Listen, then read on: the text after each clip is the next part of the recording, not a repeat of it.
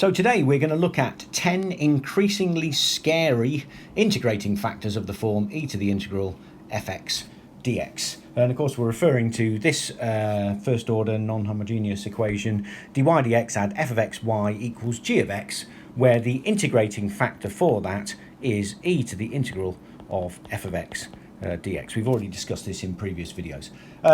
Now, so what am I basically talking about? So when we have a question which involves some form of this equation, one of three things normally happens in the exam. Either A, it is a nightmare getting it into that form, but once you've got it in that form, the integrating factor and integrating the right hand side are relatively easy. B, it's easy to get it in this form and the integrating factor is a nightmare. Or C, the integrating factor and getting it in that form are quite easy and the integrating of the right hand side is a nightmare. Normally one of those three things is the case. Now, what we're dealing with today is when the integrating factor is the thing which the examiners are making very tough. So basically these 10 integrating factors that we're going to discuss, they're all of roughly the same form, because what happens is the examiners have made them so that you get e to the integral of f of x dx. That becomes e to the log of something, modulus of something, which we know e to the log of anything becomes the something. And that something then fits nicely into the equation and normally simplifies it. But what you need to be able to do is you need to be able to do these integrating factors, and some of them are extremely difficult to look at. Right, so let's get going. So in at number 10, the 10th most scary integrating factor. Okay, well, so we got the equation dy dx add a over x add by is g of x. So we need to have integrating factor of that. So that's e to the integral of a over x add b dx. Which equals e to the a integral 1 over x add b dx. We'll do this one a little bit slower, which basically equals e to the a, well, the integral of that is log x plus b, log of modulus x plus b, and then that equals e to the log of mod x plus b to the a, and so therefore e to the power of log anything is just anything. So basically that gives us the answer. The integrating factor is mod x plus b to the a. This is very common, and so for example, let's imagine that this was 2 over x, for example. That means that a is 2 and b is 0. Well, our integrating factor, once we'd worked it out, would be x squared. And if it, would be, x squared. And if we, for example, had minus 2 over x, then our integrating factor would be x to the minus 2. Okay, so that's into number 10. Fairly innocuous and easy start. Let's have a look at number 9. Number 9, the 9th most scary integrating factor. Okay, so we got dy dx add h dashed of x over hx, y equals g of x. So our integrating factor would be e to the integral of h dashed of x over hx dx. Now we know that as that is the derivative of that, that gives us e to the log of mod h of x, and we know that e to the log of anything gives us h of x, the modulus of h of x. Okay, so the integrating factor for this equation would just be mod hx. So just to give an example, for example, if it was, I don't know, 2x plus 3 over x squared add 3x add 4 in there, well, as that is the differential of that, then our integrating factor would be mod x squared add 3x add 4. Okay, so still fairly innocuous at the moment. Right, what about number 8? Here we go. The 8th most scary integrating factor of this form. dy dx, well, it's similar to number 9, but this time we have an a in front.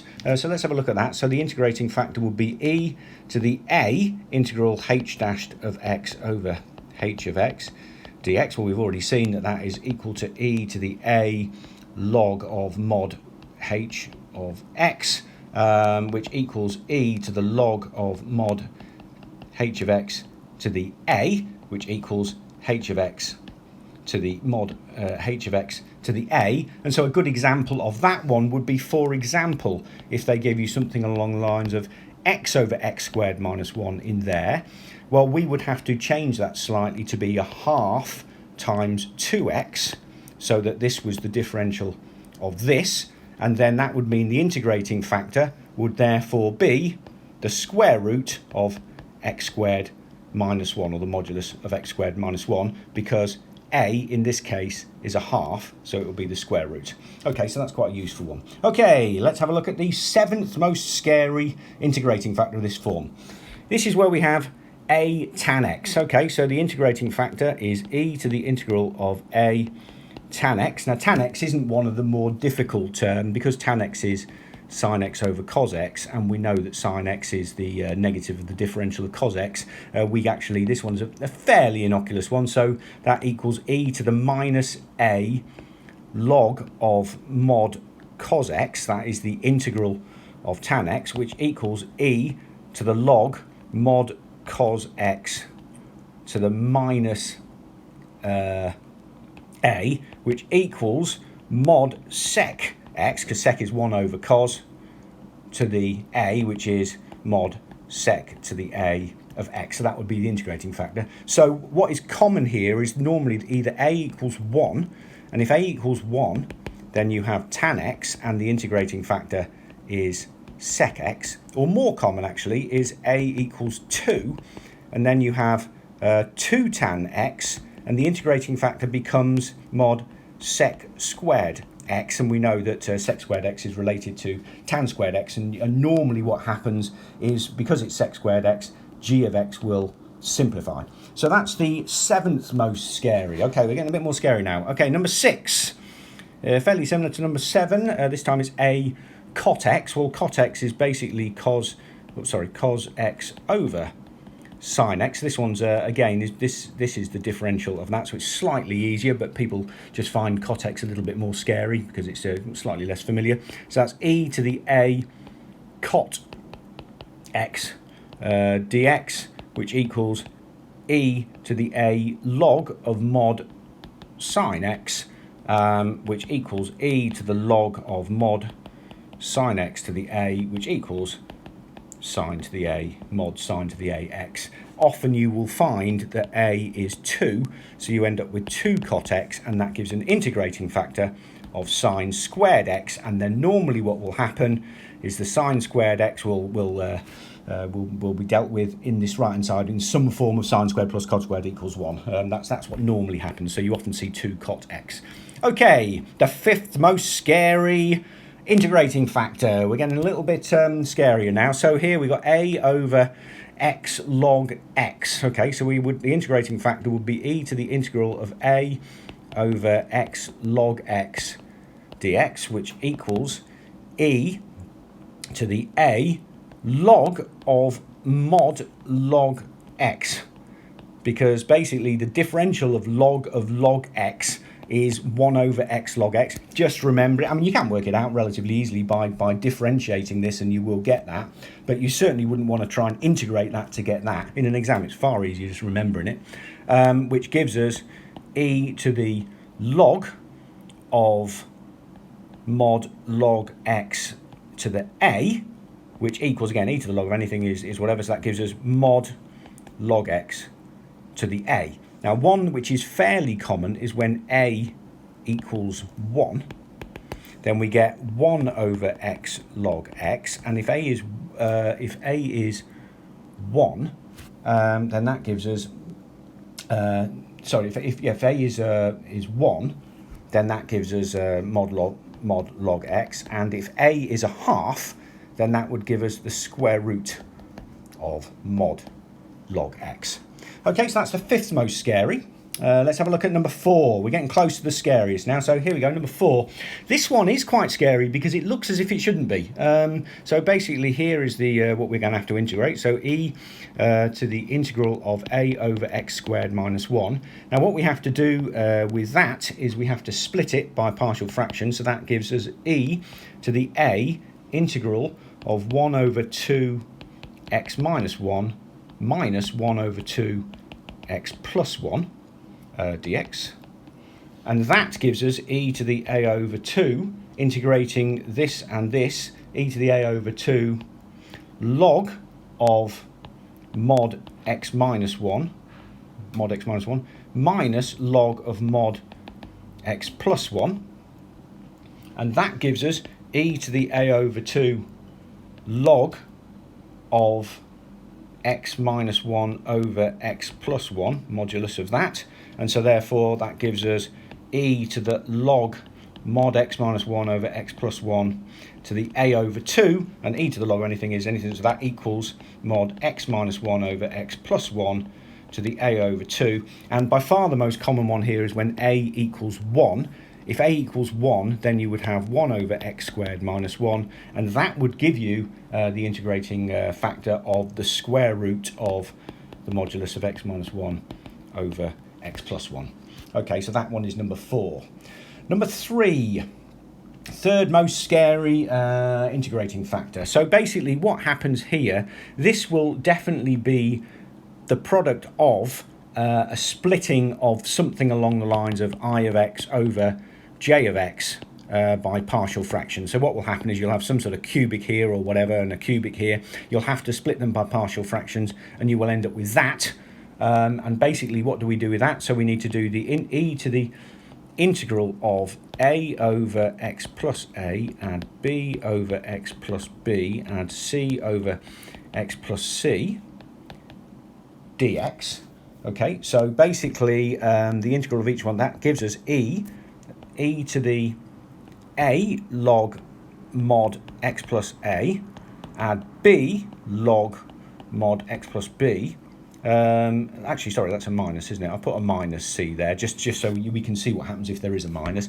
Minus c log mod x plus c, and all of that equals e to the power of log mod x plus a to the a add log mod x plus b to the b, and don't worry, this will get simpler in a minute. Add minus log mod x plus c to the c, which equals e to the log of x plus a to the a, x plus b to the b over x plus c to the c, and e to the log of anything equals whatever. So that would give us as an answer mod x plus a to the a mod x plus b to the b over mod x plus c to the c. And this one's really powerful because in actual fact you can do this by inspection as long as you remember that basically the integrating factor for that is equal to that. That saves you an awful lot of time of messing around in an exam. Okay, so that's that one. Okay, now the second most scary integrating factor. I mean, I did see this in the college, and it really is an absolute horror show, this one. But anyway, so the integrating factor is going to be this. So that's going to be e to the integral of a over the square root of x squared plus 1 dx. Now, you just have to remember this, or take my word for it. Basically, that is e to the a log mod x add root 1 over x squared, which equals e to the log mod x add root 1 add x squared to the a, and again e to the log of anything gives us x add root 1 add x squared mod to the a. And almost certainly when you get this out, this will cancel with something that has been conveniently put on the right hand side to give you a relatively simple equation. But that one, it's more common than you might think, and you just have to, I'm afraid, just have to remember the result. Okay, now this is it. This is what I consider to be the most scary of the integrating factors, and the reason is because it looks so innocuous. Just like the most poisonous snake in the world apparently is nowhere near the most scary looking. The most scary of the integrating factors, and maybe it is a little bit subjective, is the most innocuous. Now, sec x, you might think, well, this surely is going to be easy, so it's going to be e to the integral of sec x dx. That's what the integrating factor is. In actual fact, integrating sec x is not that easy. You have to use a substitution involving u equals sec x plus tan x, and you also have to do some manipulations. But anyway, you get the answer of e to the log mod sec x add tan x, which means that the integrating factor then becomes mod sec x add tan x. Remembering that the integrating factor, if you have sec x there, is mod sec x add tan x, is quite easy. Doing the actual calculation in an exam is quite difficult. So therefore this one is well worth remembering, because normally what happens is that you end up with sec x and tan x over here, and it all cancels itself out, and there's relatively easy marks if you can get from here to here. Okay, well, I hope you enjoyed that. If you can remember those 10, that would be fantastic in an exam. If you've enjoyed this, please like this video. And anybody, by the way, who can think of more scary ones, please feel free to write them in the comments to this video. And please subscribe to the Gresty Academy YouTube channel. Thank you.